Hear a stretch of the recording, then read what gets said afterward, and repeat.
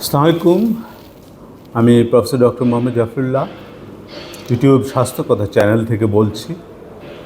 আজকে আমাদের আলোচনার বিষয় টিউবারকুলোসিস। টিউবারকুলোসিসে আমরা বলতে চাই যে টিকা নিলে টিউবারকুলোসিসের জটিলতা থেকে আমরা বাঁচতে পারি। টিউবারকুলোসিসে বাংলাদেশের অবস্থা কেমন? বাংলাদেশে বিশ্বে অন্যতম একটি ঝুঁকিপ্রবণ দেশ যক্ষ্মার জন্য, এবং যক্ষ্মা প্রতি 1 লক্ষ মানুষে 220 জন মানুষ নতুন করে যক্ষ্মায় আক্রান্ত হয়। মানবদেহে যক্ষ্মা কয় রকম আছে এবং কোন কোন অঙ্গে ছড়ায়? যক্ষ্মা আমরা বলতে পারি যে প্রাইমারি টিউবারকুলোসিস এবং সেকেন্ডারি টিউবারকুলোসিস। প্রাইমারি টিউবারকুলোসিস যারা যক্ষ্মার প্রতি কখনো এক্সপোজ হন নাই, তারা যদি যক্ষ্মায় আক্রান্ত হন সেটাকে আমরা প্রাইমারি টিউবারকুলোসিস বলি।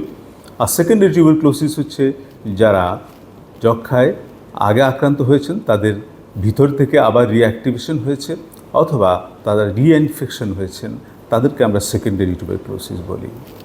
অন্যভাবে বলা যায় যক্ষ্মা আবার টিপিক্যাল, অ্যাটিপিক্যাল এই দুইটা ভাগেও ভাগ করা যায়। টিপিক্যাল যেমন মাইকোব্যাকটেরিয়াম টিউবারকুলোসিস, মাইকোব্যাকটেরিয়াম বোভিস, এগুলো হচ্ছে টিপিক্যাল। মাইকোব্যাকটেরিয়াম টিউবারকুলোসিস সরাসরি যক্ষ্মা করে, এবং বোভিস এটা আমাদের অন্ত্রে, অর্থাৎ এটা দুধের মাধ্যমে, যারা গরুর দুধ তারা খান, কাঁচাভাবে যদি খেয়ে ফেলেন বা ভালোভাবে পাস্তুরাইজ করে না খান, তাহলে এটা অন্ত্রে টিবি করতে পারে। তো সুতরাং এই দুটো হচ্ছে টিপিক্যাল। আবার অ্যাটিপিক্যালের মধ্যেও যেমন আছে 4টা গ্রুপ, যেমন ফটোক্রোমাজেন, স্ক্রোটোক্রোমাজেন, নন ক্রোমাজেন এবং র্যাপিড গোয়ার্স। এর মধ্যে একটি ইম্পর্ট্যান্ট যেটা হচ্ছে আপনার নন ক্রোমাজেন, এবং সেটা হচ্ছে আপনার অ্যাটিপিক্যাল মাইকোব্যাকটেরিয়া। অ্যাটিপিক্যালের মধ্যে আমরা বলেছি যে একটা হচ্ছে ফটোক্রোমাজেন, একটা স্ক্রোটোক্রোমাজেন, একটা নন ক্রোমাজেন। নন ক্রোমাজেন সেটা হচ্ছে আপনার অ্যাভিয়াম ইন্টারসেলুলারি, এটা এইচআইভি পেশেন্টকে বেশি আক্রান্ত করে এবং এইচআইভি পেশেন্টদের এটা বেশি হতে দেখা যায়। তাহলে টিবির রোগী আমাদের কাছে কী সিমটম নিয়ে আসেন? সাধারণত টিবি রোগী আমাদের কাছে জ্বর, কাশি, ক্ষুধা-মন্দা এবং ওজন কমে যাওয়া এইভাবে নিয়ে আসেন। এবং কিছু কিছু টিবি রোগী তারা ল্যাটেন্ট টিবি হিসেবে থাকতে পারে, অর্থাৎ তাদের মধ্যে সুপ্ত অবস্থায় এই টিবি ব্যাসিলায় থেকে যায়, সেটাকে আমরা ল্যাটেন্ট টিবি বলি। আর টিবি কীভাবে, কোথায় ছড়ায়? টিবি সাধারণত হাঁচি কাশির মাধ্যমে ছড়ায়, এবং এছাড়া টিবি ছড়িয়ে এটা সাধারণত যখন মানুষের মধ্যে ঢুকে এটা লিম্ফ নোডে হতে পারে, তবে সবচেয়ে বেশি এটা আপনার ফুসফুসে যায়, এবং ফুসফুসে সেটাকে আমরা পালমোনারি টিউবারকুলোসিস বলি। বাংলাদেশে আমরা দেখেছি যে 80 থেকে 85% টিউবারকুলোসিসের মধ্যে পালমোনারি টিউবারকুলোসিস, আর বাকিগুলো হচ্ছে আপনার extra pulmonary tuberculosis. Extra pulmonary tuberculosis কোথায় হতে পারে? লিম্ফ নোড, একটু আগেই বললাম, বা লিম্ফ নোড টিউবারকুলোসিস হতে পারে, হাড়ে হতে পারে, দ্যাট ইজ বোন টিউবারকুলোসিস, অথবা ব্রেইন টিউবারকুলোসিস হতে পারে, অথবা ইন্টেস্টাইনে, যেটা একটু আগে বললাম বোভাইন টিউবারকুলোসিস, সেটা হতে পারে। এবং ফুসফুস যদি স্থায়ীভাবে ক্ষত সৃষ্টি করে এবং ফুসফুসের আবরণে অনেক সময় ইনফেকশন করে, সেটাকে আমরা প্লুরাল এফিউশন বলি। আবার ম্যানিনজেসের মধ্যে, ব্রেইনের যে ঝিল্লি দিয়ে আবৃত, সেখানে যদি করে তাহলে আমরা সেটাকে বলি টিবি ম্যানিনজাইটিস। এবং কাশির সাথে অনেক সময় এটা আমরা দেখি যে রক্ত পড়ে, এবং এটা ব্রেইনে ছড়ালে অনেক সময় প্যারালাইসিস হতে পারে, বোনে ছড়ালে অনেক সময় এটা স্পাইনাল কর্ডে অনেক সময় ছড়ায়, তখন মানুষ বাঁকা হয়ে যায়।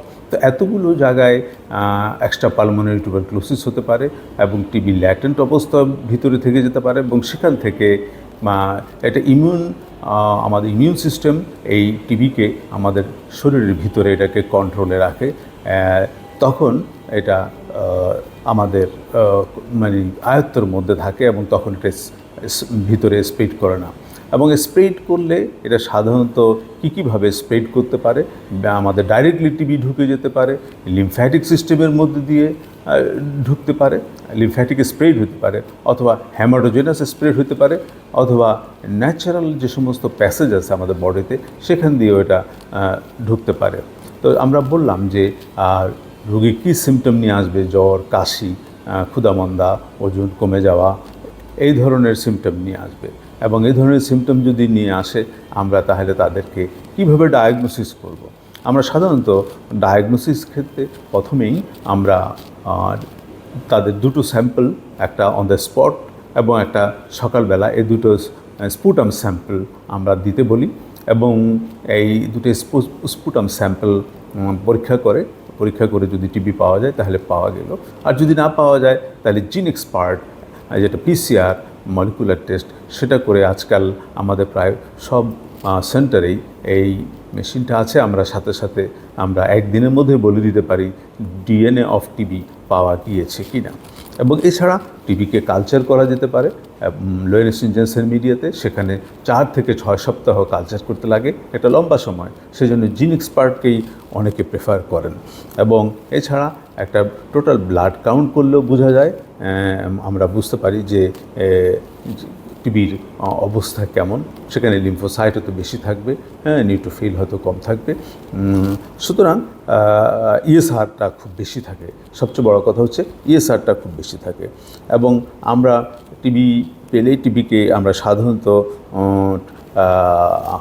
টিবি রেফারেল সেন্টারে পাঠিয়ে দিই। তারা 4টা ড্রাগ দিয়ে ট্রিটমেন্ট করে দেন, আইসোনিয়াজাইড, রিফাম্পিসিন, পাইরিজিনামাইড এবং ইথাম্বুটল। এই 4টা ড্রাগ 6 মাস ব্যাপী এটা ট্রিটমেন্ট করেন। কিন্তু যদি কেউ এই ট্রিটমেন্টের ব্যাহত করেন, ট্রিটমেন্ট ঠিকমতো না খান, এটাকে আমাদের টিবি প্রোগ্রামের মধ্যে ডটস প্রোগ্রামের মধ্যে নেওয়া হয়েছিল, অর্থাৎ ডাইরেক্ট অবজারভেশন থেরাপি। এবং হেলথ প্রোভাইডারের সামনে এই টিবির ওষুধ খেতে হবে, কারণ টিবির ওষুধ খেতে ভুলে গেলে চলবে না। সুতরাং সেজন্য টিবির ওষুধ ভুলে গেলে বা ডোজ মিস করলে তখন রেজিস্ট্যান্ট টিবি হয়, এবং সেটাকে আমরা বলি এক্সডিআর টিবি বা আপনার এমডিআর টিবি। এমডিআর মানে মাল্টি ড্রাগ রেজিস্ট্যান্ট টিবি। যদি কেউ আইসোনিয়াজাইড এবং রিফাম্পিসিন রেজিস্ট্যান্ট হয় তখন সেটাকে আমরা বলি যে এটা মাল্টি ড্রাগ রেজিস্ট্যান্ট টিবি। আর যদি এর 2-এর বেশি হয় তাহলে আমরা সেখানে বলি এক্সটেন্ডেড রেজিস্ট্যান্ট টিবি বা এক্সডিআর টিবি। তো সুতরাং এক্সডিআর টিবি তখন এগুলোকে অন্যভাবে ট্রিটমেন্ট করতে হয়, অন্য আরও বেশি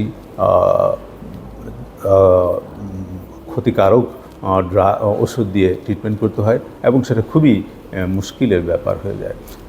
তাহলে টিবির কমপ্লিকেশন কী হতে পারে? টিবির কমপ্লিকেশন যেমন ফুসফুসে স্থায়ীভাবে একটা আপনার ক্ষতিগ্রস্ত করতে পারে, এবং অনেক সময় ফুসফুসের আবরণ প্লুরাতে ইনফেকশন করে প্লুরাল ইনফিউশন করতে পারে, এবং কাশির সাথে রক্ত যেতে পারে, ব্রেইনে গেলে প্যারালাইসিস করতে পারে, এবং বোনে স্পাইন টিবি করতে পারে। এগুলো হচ্ছে টিবির কমপ্লিকেশন। এবং তাহলে আমরা টিবি বুঝতে পারলাম যে টিবিকে আমাদের ডায়াগনোসিস এবং টিবিকে কীভাবে আমাদের এখন প্রিভেনশন করতে হবে। টিবির প্রিভেনশনটা আমরা বিসিজি ভ্যাকসিনেশনটা করি, এবং জন্মের পরপরই এই ভ্যাকসিন দিয়ে দেওয়া হয়। এবং এই ভ্যাকসিন দিলে সাধারণত টিবি প্রতিহত যদিও না হয়, কিন্তু টিবির কমপ্লিকেশন কমে যায়। কী কমপ্লিকেশন? যেমন টিবির মেনিনজাইটিস আমরা আজকাল দেখি না, এটার জন্য এই ভ্যাকসিনেশনের জন্য। এবং মিলিয়ারি টিউবারকুলোসিসও আমরা দেখি না, এবং সেই সাথে বোন টিবিও আমরা দেখি না। সুতরাং বড় বড় কমপ্লিকেশনগুলো থেকে আমরা বেঁচে যাচ্ছি এই বিসিজি ভ্যাকসিনেশনের জন্য। সুতরাং টিকা নিতে হবে, টিকা নিন এবং এই টিবির জটিলতা থেকে বাঁচুন, এটাই হচ্ছে বড় কথা। এবং আমরা সঠিকভাবে টিবির হলে টিবির ওষুধ খাবো এবং টিবিকে আমরা প্রতিরোধ করব, সেই সাথে এবং টিবির অ্যাটিকেট মেনে চলবো। আমাদের হাঁচি কাশির যে অ্যাটিকেট, মুখে হাত দিয়ে আমরা হাঁচি কাশি দিব, এবং যার তার সামনে আমরা হাঁচি কাশি দিব না। এবং যারা চিকিৎসক তারা দরকার হলে একটা প্রোফাইলেকটিকভাবে আমরা ট্রিটমেন্ট নিয়ে নেব, যাতে কোনোভাবেই টিবি আমাদের মধ্যে না ঢুকতে পারে। সুতরাং আমরা টিবিকে প্রতিহত করব এবং আমরা টিবি থেকে বেঁচে থাকব, টিবির টিকা নিব এবং সেই সাথে টিবির জটিলতা থেকে বাঁচব। আজ এই পর্যন্তই। আপনারা সবাই ভালো থাকুন এবং সুস্থ থাকুন, টিবি থেকে বেঁচে থাকুন, টিবির কমপ্লিকেশন থেকে বেঁচে থাকুন। ধন্যবাদ। আসসালামু আলাইকুম।